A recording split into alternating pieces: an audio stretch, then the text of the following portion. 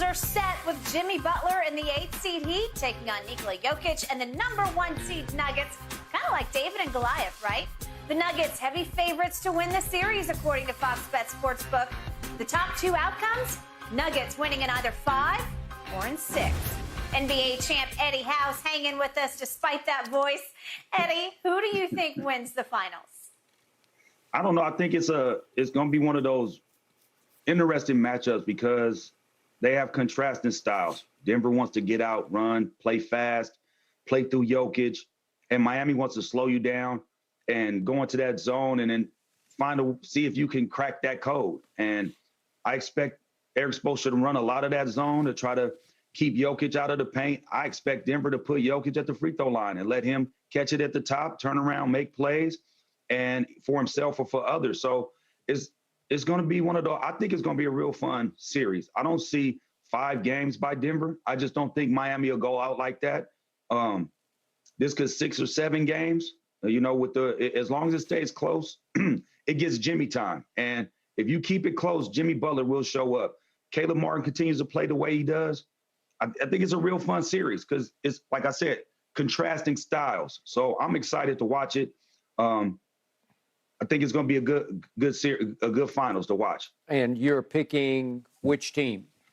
I'm going to roll with the Heat. I'm going to roll with the Heat because, right. Let me tell you why. So I work with the Celtics, but I got drafted by Pat Riley. You did. First 3 years in the league was there. Yeah. My last year was there. So out of my 11 years, I spent 4 years there. So I got love for Miami, and Miami has love for me. So it's about I was working. And, if it was any 2 teams that I would want to see, it would be the Celtics or the Heat in the final. So let me get that established. So I'm definitely pulling for the Heat.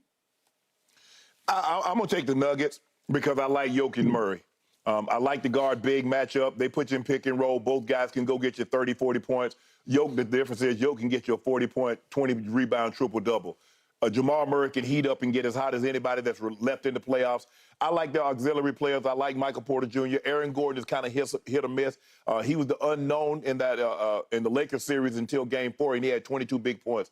I love the way KCP is playing, and I love Bruce Brown off the bench. And Uncle Jeff Green is going to give you some valuable minutes. He'll rebound the balls. He'll hit a timely 3. But I just don't understand the answer that they could possibly have to confuse Nikola Jokic. Like you said, put him at the free throw line in that zone. Put Michael Porter Jr. You need somebody that can catch and shoot, that's not afraid to shoot a free throw line jumper. Robert Williams was not going to do it. Al Horford was not going to do it. And Jokic, we know he's a tremendous playmaker. Or you could put a smaller guy. You put KCP, Aaron Gordon at the free throw line. You got to put a guy at the free throw line that's not afraid to take that shot when they jump into that zone, but they can also make a play for someone else. And so with that being said, I love Jokic. I love Jamal Murray. I got to go in 6. I got the Nuggets in 6, and obviously Jokic will be the Finals MVP. When will you ever learn? Or I should ask, when will Vegas ever learn? Because Vegas keeps saying no, no, no to the Miami Heat, who, by the way, averaged being an 8.5-point underdog at Boston for all 4 of those games, 3 of which were won by the Miami Heat. Well, Boston underachieved. Interesting. And now, here we go again. Miami is an 8.5-point dog at Denver for Game 1. That's interesting. So how much do you want to put on it? Since you seem to be over there confident, chirping with your chest out. I have a lifetime supply. Hey, Shannon, you better leave them bets alone. Yeah, listen to you. No, I need to leave you alone. That's what I need to do. I got the Heat in 6 for 6. That's what I got. Oh, you want 6 cases? Yeah, because I got them to play with. Oh, man, I can't believe you did this. 6 for 6. Deal, You done. open the door, I swam through it again. Quick question. Yeah. Quick note real quick. Yeah. A matchup to watch for. We talk about Jokic not being that great of defender. Let's see what Bam does. How does Bam Adebayo attack Joker? Because that's probably the only guy that they'll be able to put on him. So that's a very interesting matchup. And that's another way you could wear him down. You got to make him guard on the other end. You got to make him work. Try to take away a little bit of his legs. So we're going to see. I don't see how, because AD couldn't make him work with 40. AD hit 40 on him, hit high 20s. AD got a different game than Bam. AD got a different game than Bam. Yeah, 10 points ain't going to take no life out of Eddie. Jokic. I am very excited to see Bam take on this challenge. Eddie, thanks so much for rolling with us. Let that voice heal up because we're going to need to talk to you again down the road. Thank All you. right, guys, coming up next on Undisputed, Nikola Jokic, is he overrated? That's next on Undisputed. The Celtics could not complete a historic comeback last night. They fall to the Heat 103-84. Jason Tatum rolled his ankle on the Celtics' first possession of the game. He battles through, but ends up with only 14 points on 5 of 13 shooting. After the game, Tatum said he was only, quote, a shell of himself. NBA champion and Celtics analyst Eddie House is joining us now. Eddie, you said even if Tatum hadn't rolled his ankle, you think the outcome would have been the same. What happened to your Celtics? Oh, they got outworked. They got outplayed. All the things that that won them games. They reverted back to the team that we seen the first 3 games. Turning careless turnovers. A lot of those turnovers weren't even forced. They weren't moving the basketball like they needed to. They weren't getting stops defensively. They were getting ran out on. They just played like a team that didn't have any energy, any left in the tank. And I think Al Horford alluded to that, like it was really hard coming back from 3. But at that point, no excuse. You in a game 7, you just got to get it done. And, they fell short to the better team, not the more talented team, but the better team. Yeah, home court has been a bugaboo for you guys their entire playoffs. You're 5-6 at home, and you're 6-3 on the road. I agree with you, Ed.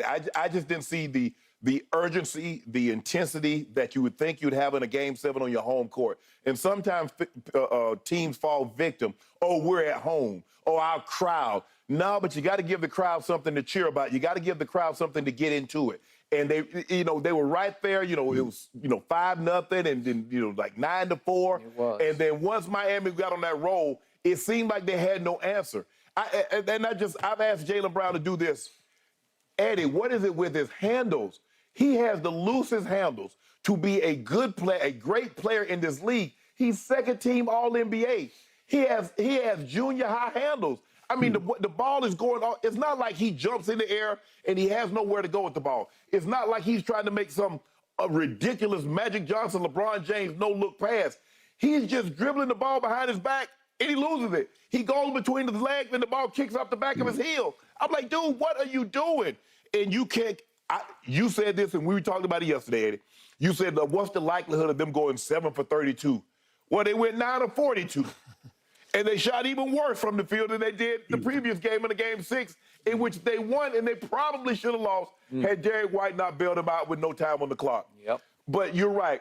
The Heat came and took that game. They didn't give it away. The Heat came to their house, took it, ate their food, watched a little television, and boned out. You know what? If I'd have got that message, the Miami Heat has already booked travel to Denver. Ain't no way in hell they come in there and win that game. They already done booked it. Y'all cancel them. Hey, you got to have some confidence in yourself. Okay. That's Pat Riley. Because remember, Pat Riley used to have them packed. He have them packed, and we win in this game, and we go into our destination from here. So if I saw that, they already done packed their clothes. They already got travel plans to go to Denver. And y'all let them do it. Now, you do know this legend. This is a story that's going to grow. Now watch how it grows in 10 years. The wives had already landed in Denver. The girlfriends, the wives in the front up, they had already set up shop in Denver. Watch how they add yeast to the story, and it grows from here. So, Eddie, allow me to say to you how much I do respect you for being man enough to come on and face the music here today after all that you spat out yesterday about how it was over and you're going to win this game. This guy across from me was even more. He said scale of 1 to 10 confidence level. He was like at 100 about yesterday. I think any number more than 10. Okay. Just for the record, and I'm curious how it felt there, Pat Riley couldn't have been real confident in the first 5 minutes of the game because Miami starts off shooting 2 for its first 11.